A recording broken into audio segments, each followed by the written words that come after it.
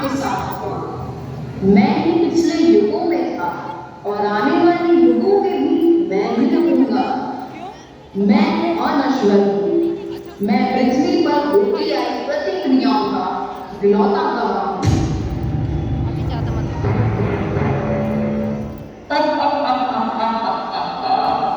तू तो मुझे भूल ही गया मेरे दोस्त। चल छोड़, मैं खुद ही सबको अपना इंट्रोडक्शन दे देता हूँ। शैतान, इब्लिस, असुर, जिस भी नाम से बुलाना है बुलाओ। नाम जाने कितने भी होंगे पर काम बस एक ही है, इंसानों की बुद्धि भ्रष्ट करना। अरे मूर्ख, पर तू ये भूल रहा है कि ये सृष्टि संतुलित रूप से चलती है। जहाँ बुराई है वहाँ अच्छाई भी होती है और जहाँ पाप होता है वहाँ पापियों का नाश भी होता है। अच्छा, ऐसा है तो फिर भगवान ने स्त्री और पुरुषों को अलग अलग क्यों बनाया? पुरुषों को बलवान और स्त्रियों को कमजोर क्यों बनाया? मूर्ख, भगवान ने इंसान को बनाया, एक स्त्री और एक पुरुष को बनाया, लेकिन भेदभाव बनाया खुद इन्हीं इंसानों ने। इनकी इसी मूर्खता को आज मैं दर्शाऊंगा। आओ, तुम्हें मैं सैर कराता हूँ उन सभी युगों की जिनमें घटित हुए कुछ किस्सों ने हमें नैतिकता का पाठ पढ़ाया और हमें ये सिखाया कि हर युग में भेदभाव का सामना करने के बावजूद किस प्रकार इस संसार को स्त्रियों ने अपनी ताकत का प्रमाण दिया और हर उस मनुष्य को गलत साबित किया जो ये मानता है कि स्त्री कमजोर होती है। कहने को इस युग में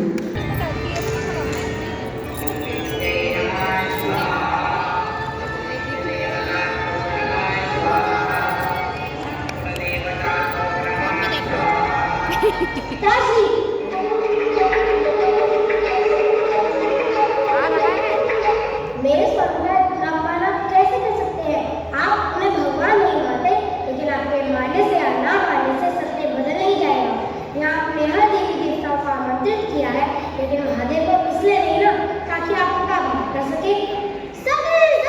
आज तो कुछ अघोरे के लिए अपने पिता के विरुद्ध बोल रही हो और तुम यहाँ किस लिए आई हो?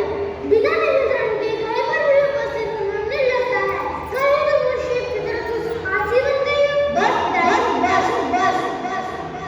महादेव के विरुद्ध अब एक ही शब्द है। उन्होंने मुझे यहाँ आने से मना किया था, लेकिन मैं नहीं मानी। मैंने सोचा कि पिताश्री से भी वो भूल हुई होगी, पर भूल तो मुझसे हुई है। मेरे महादेव की बड़ी सभा में मेरे ही पिता अपना अपमान कर रहे हैं और यहाँ सभी देवता खड़े होकर देख रहे हैं। क्या किसी में इतना साहस है जो गलत को गलत कह सके? गलत? प्रजापति दक्ष तो कभी भी गलत नहीं हो सकता और अघोरी को अघोरी कहना कैसे वो पृथ्वी को भगवान समझते हैं? क्या तेरा कायर है कि सम्मान की रक्षा करने के लिए अपनी पत्नी को भेजता है? ये है तेरा भगवान? बस। मेरा सौभाग्य है कि मुझे महादेव की पत्नी बनने का अवसर मिला, लेकिन ये मेरा दुर्भाग्य भी है कि मेरा जन्म आपके जैसे इंसान की पुत्री के रूप में हुआ।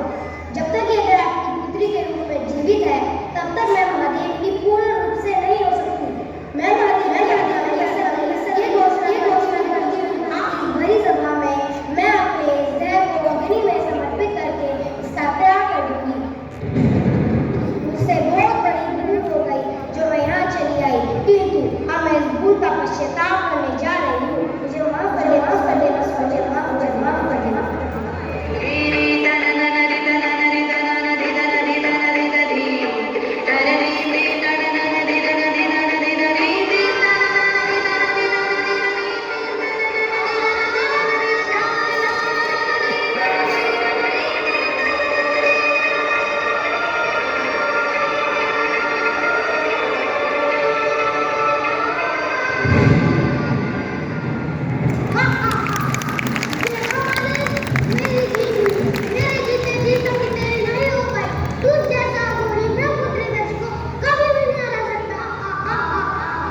ये तुमने क्या किया दक्ष? तुम्हारी इस मूर्खता के कारण इस संसार में प्रलय आने वाली है। वीरभद्रा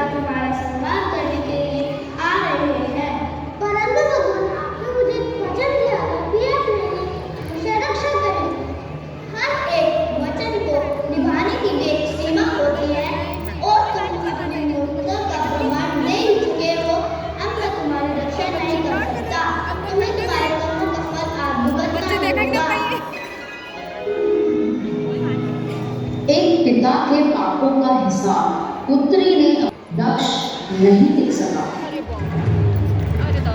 यह रिश्तेदारी की सिद्धि मुझे शीघ्र आज्ञा दीजिए। अच्छे